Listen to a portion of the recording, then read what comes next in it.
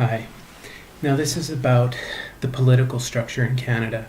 It is a democratic government with elected representatives, three levels of government, which consist of federal, provincial, territorial, as well as municipal, which is at the local level. There is a political party for everyone, as there is on and off roughly around 13 different parties, anywhere from a democratic to a liberal to a new democratic to even a marijuana party. And you can imagine what they're representing.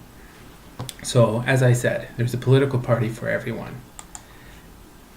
There is also the educational system in Canada, which tends to be centralized regarding the assessment.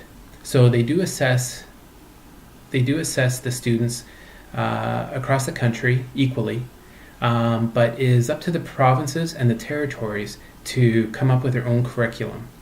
And by coming up with their own curriculum, they can work with the students, particularly the ones with certain types of languages, like in Quebec, which is only under French, but also New Brunswick, which is more British English, or more American English, which is on the West Coast.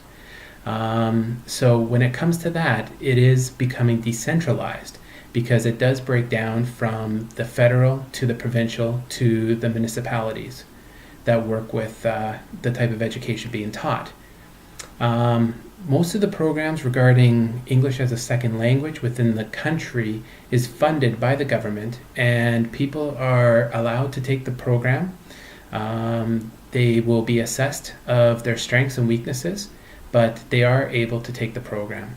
And again, there's assessments for all participants for ESL, and there will be surveys, and they also volunteer to determine what is the best way to teach English as somewhat of a standard across the country from the East Coast to the West Coast. There is an actual Canadian standard. Now, as far as the social system goes, Canada is a less capitalist country and more socialist.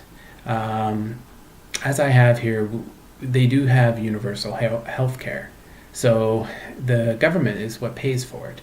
A majority of the country does belong to the middle class, and the middle class tends to be quite educated. They tend to have at least finished high school with some post-secondary, but many do continue on to fulfill degrees of some stature. Post-secondary education is not free, but it is subsidized.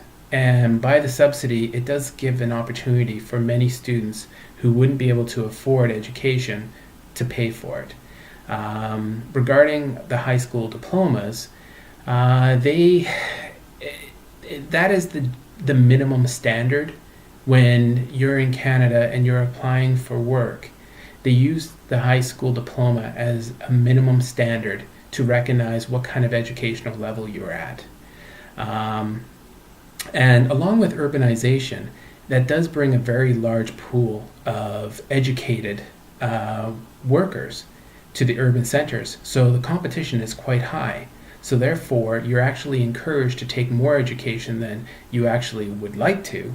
But by that being said, you have a very educated society that it remains competitive and innovative.